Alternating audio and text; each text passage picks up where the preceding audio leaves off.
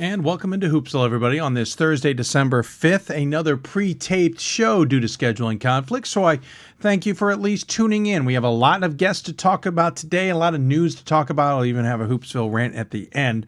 Guests that we will talk to today on both men's and women's basketball. We will talk on the men's side of things with a coach who earned his 400th win. Team is off to a 5-0 start in the NESCAC. That is Bowdoin's head coach. We will talk to him. Also on the men's side of things, we will talk to number 5 ranked Illinois Wesleyan, who's in the middle of a bit of a 10-day stretch here with no games. So we will talk to Ron Rose about that. We'll talk about the CCIW. We'll talk about his team and his Titans, how they're doing and what their expectations are. Remember, this is a team that went nearly undefeated in the CCIW last year, getting tripped up in the final game of the regular season and then getting tripped up in the first round of the NCAA or first round of the CCIW tournament for them. So we talked to Coach Ron Rose about all of that and how his team is looking, and you know, they seem a little bit beat up. Are they beat up? Is this 10 days off before they play WashU good? Again, all of that. Bowdoin, by the way, back to that, talking about playing in the NESCAC, on the verge of maybe becoming back into the fray at being at the top of the conference, et cetera, et cetera. And we also talk women's basketball. We will talk to a team you probably have never heard of. Have you heard of the Alverno Inferno?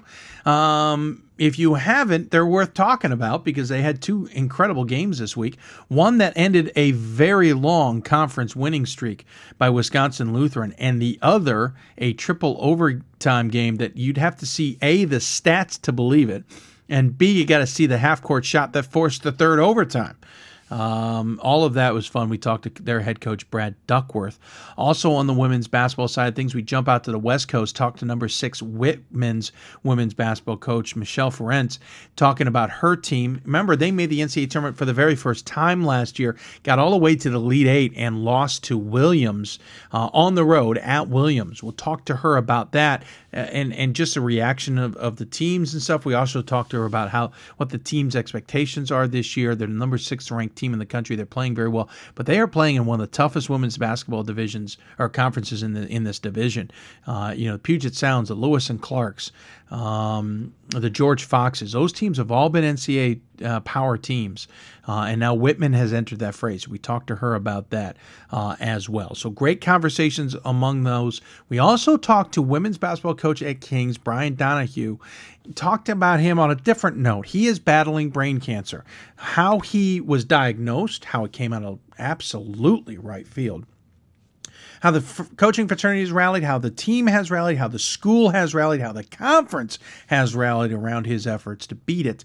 We have a wonderful conversation with him, and it's worth tuning into. And again, we'll have a Hoopsville rant at the end. Lots of things have gone on. We had a little bit of movement in the top 25 yet again. No surprise there necessarily. So far, this week has been relatively quiet on the men's side of things in the top 25. So far, the only loss of note, and really there's 2 losses of note, Wesley losing to Marymount 80-73. Now, Marymount is a team that a lot of people in the Mid-Atlantic have been talking about, but has not been in a national conversation in a number of years. So Wesley, who had been blowing the doors off of teams, beat Albright by 50, beat Scranton pretty nicely. I could be wrong with the Scranton game. I'm sorry. They play Scranton. I don't remember. I'm losing track here. They did beat Scranton. They played Widener doing a 111-99 ball game. So Wesley jumps from unranked to 17th and then loses to Marymount at Marymount, which is not an easy place to play, to start CAC play. So interesting loss there. The other interesting loss, and I got a text message about this, Hobart sitting number 23, and I'll admit they're in my top 15.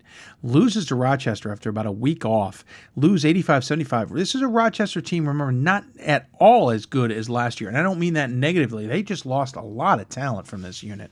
Hobart should be a game that Hobart wins. Remember also Coach Mike Neer playing against his former team there in Rochester. I think that's all part of the Wendy's Classic, by the way. That's an interesting loss for Hobart. They're going to take some hits for that one, I think. Yes, Rochester is perennially a good team, but they're going to take some hits. Outside of the top 25, Center lost, John Carroll lost, Augsburg. These are all teams that received votes. Catholic lost to Loyola of Maryland, D1. By the way, not that bad a score there, 87-75. Congratulations to the Cardinals there. Ohio Wesleyan has lost their second game. Granted, it came to number 3 Worcester, and they were right in at 79-71. Carthage lost to Cardinal Stritch. Richard Stockton lost to William Patterson. There's many people who thought Richard Stockton was going to be a pretty good team this year. It's only their first loss. New Jersey City, I have bought into them, and now I'm starting to wonder what I'm watching. Lost their second straight game, this time to Rowan, 62-59. They've now lost to Albertus Magnus and Rowan. New Jersey City's probably going to lose their votes there.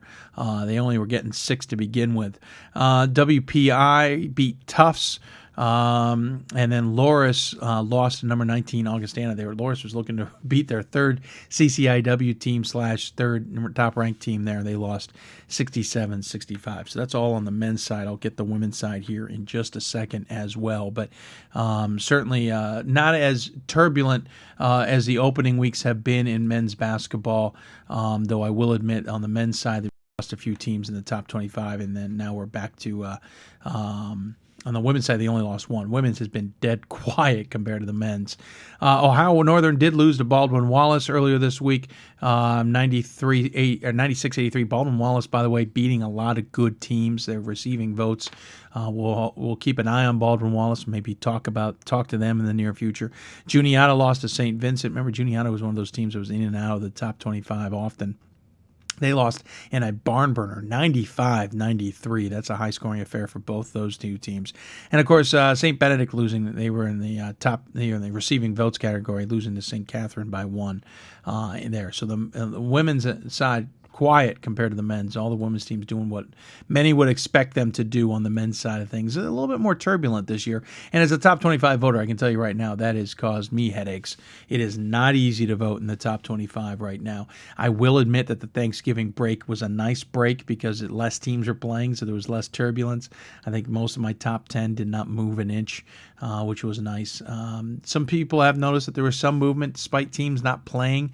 I think you also have to look at sometimes what that means on individual ballots.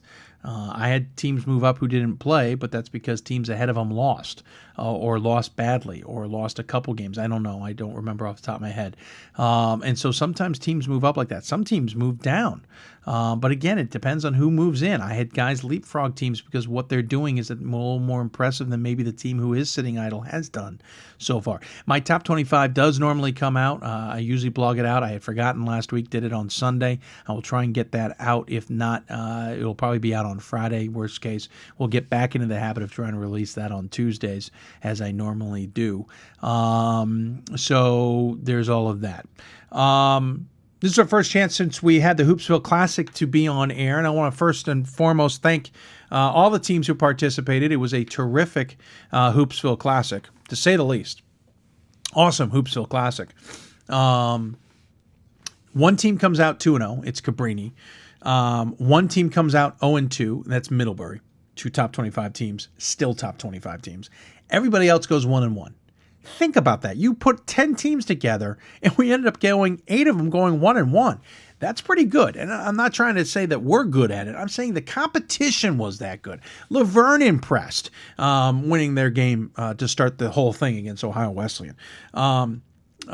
Trinity, Texas played pretty good, splitting the series. You saw a lot of teams who played really good basketball throughout this. Salisbury, I thought, played very well. Cabrini showed that they're really a much better team than I think even some of their pundits would admit, or even some of their supporters may admit. St. Mary's was a good team. Middlebury was good. I think they struggled against Stevenson. They looked dead in the water against Stevenson. I don't know if coming in at 1:30 in the morning the night before the game had any effect on that, but they just did not seem to be in sync. Their game against Cabrini was epic. A buzzer beater to force overtime by Joey Keisel. Very good game. But you also wonder at Middlebury if maybe Joey Keisel is pressing a little too much because he feels that everything's on his shoulders. Coach Brown's nephew is now on the team as a freshman guard. I could see him taking over maybe a little bit of the point guard role, a little bit from Keisel, a little bit. That might help Keisel become a better player. They've got some great inside guys. They got a ton of size. They now need to figure out how to make sure to box out. They lost the box out game, basically, at key points against both Stevenson, who out-rebounded them, and against Cabrini as well. But I like how Middlebury's put together, and Coach Brown's a great coach, and I suspect Middlebury's going to be right in the conversation, probably making the NCAA tournament yet again, unless something happens in the middle of the season. But I do wonder if Joey Keisel's pressing a little bit. To Stevenson, I actually gave them a vote in my top 25 this week. You'll see that in my blog, not because of their loss to Birmingham Southern, which gave me pause initially. They did beat Middlebury, but they absolutely destroyed Alvernia the other night, and Alvernia is a very good team in my opinion. Yes, they're missing one of their key players, but I think they're still a pretty good top 25 team. And Stevenson handled them. Now, Stevenson plays very well at home, and certainly that could have been a factor. But I gave him a vote, and we'll see how Stevenson does the rest of the way here. But Coach Gary Stewart is a very good coach. You'll remember he coached Laverne back in the heyday of Laverne. Laverne had a legitimate chance to go for a national title. I think Stevenson's got some really good keys. They're kind of like a St. Mary's or Cabrini in the sense that they're not huge inside, but they're very athletic. The difference is I think their 4 and 5 are more athletic and more integral to the game than St. Mary's has in their 4 and 5, or Cabrini for that matter as well. Back to Cabrini, Aaron Walton Moss. If he plays every game this season, he is going to be hard to beat as a player of the year. He is a terrific talent. Last week, I think he averaged something like 38 points a game. He is rebounding. He's playing well. He's a little bit winded right now. I was talking to Coach Marcus Kahn. I think something that's interesting is Walton Moss has not gone through the 4 weeks of preseason like normal because he's been ineligible, or he joined the team in his first year halfway through the season. So now he's getting into that. But that might make him better. You still have Ryan Flaherty, in the 3 position essentially there, and you've got other guys around that Cabrini team. They're going to be a dangerous team if they can keep it all together this season and they avoid the injury bug. And Walton Moss is able to play all 40 or all 25 games. St. Mary's, I think, is not a sleeper as much as you use the term sleeper, but when you look at them on paper, they may not blow you away. They struggled against Franklin and Marshall. I think they're still going to be a pretty solid team. They struggled against Franklin and Marshall, won by 3 and still shot 43%. That was their lowest shooting affair so far this season. If they continue to shoot like that, they're going to be hard to beat, to say the least. Of course, they're in a conference now with Christopher Newport, who's entered it. Of course, Wesley, who we were just talking about, is in that conference. Marymount is now making waves in that conference. Salisbury is looking like they may be starting to come out of the doldrums a little bit and hopefully return to their heyday in the 90s. So some good teams there in the CAC that now, and I think that's going to change the equation. St. Mary's is going to have to be on their game at all times. We talked about Laverne. Coach Rich Reed is doing a terrific job there. I think they're going to shake up the SCIAC just a little bit. Coach Mike DeWitt at Ohio Wesleyan has a good team there. They lost quite a bit from it, but they've got a good team there. He's underselling them a little bit. I think the preseason pick at number 3 in the NCAC is going to be good. Wittenberg and Worcester are really good right now, but Ohio Wesleyan took Worcester to 8 points. That's at Ohio Wesleyan. I think that tells you a lot about where Ohio Wesleyan may be, despite how much they lost. Pat Cunningham at Trinity, Texas has a good team. He's playing without his best player, who may not get back until January.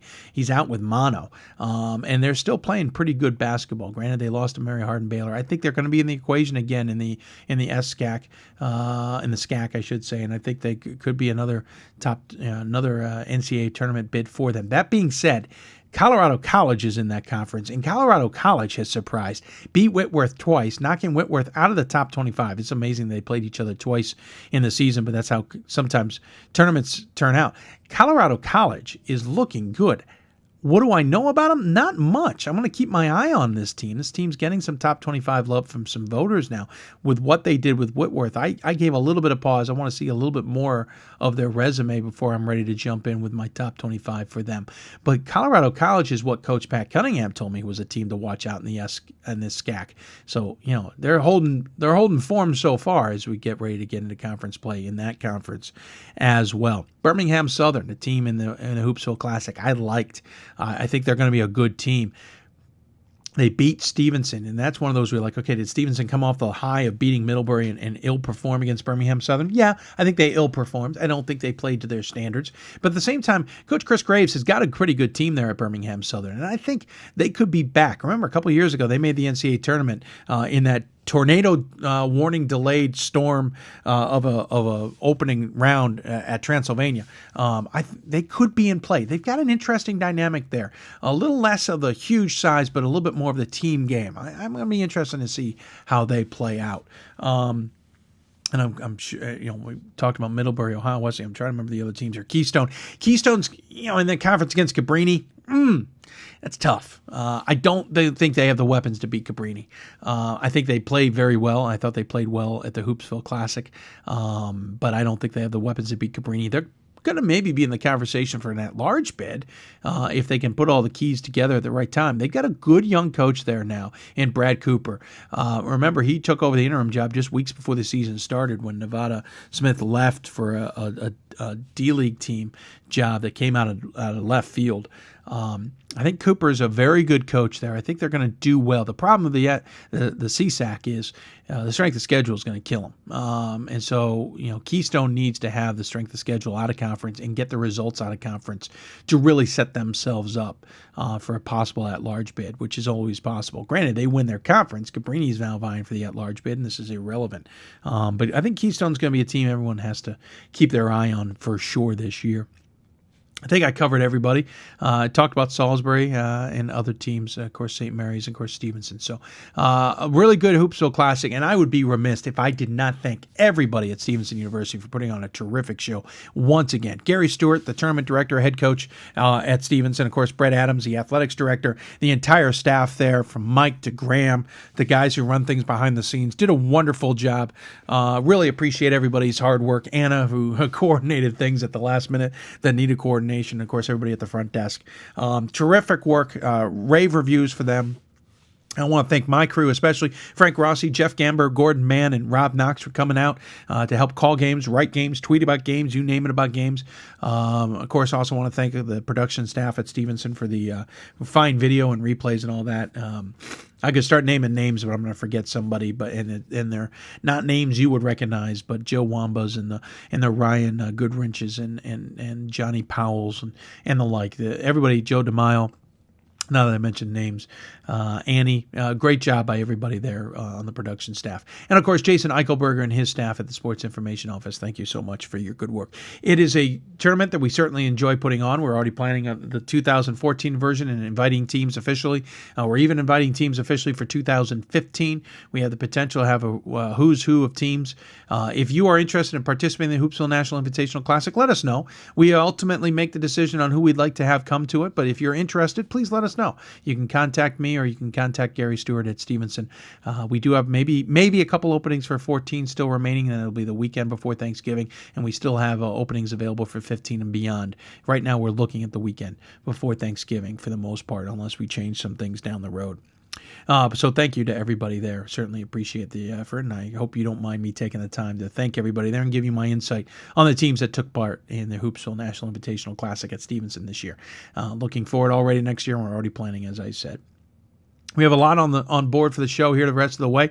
Have a lot to talk about, lots of coaches, et cetera, et cetera. So make sure you stay tuned, and don't forget to stay involved with us. I forgot to change the graphic here. I apologize. Sorry, I also have a little bit of a cold. Hoopsville at d3hoops.com is our email address. Don't forget us on Twitter at d3hoopsville and hashtag Hoopsville. On Facebook at facebook.com/Hoopsville as well. We're going to take, not a break because this is a YouTube playlist, but we're going to stop this segment of it and start the next one.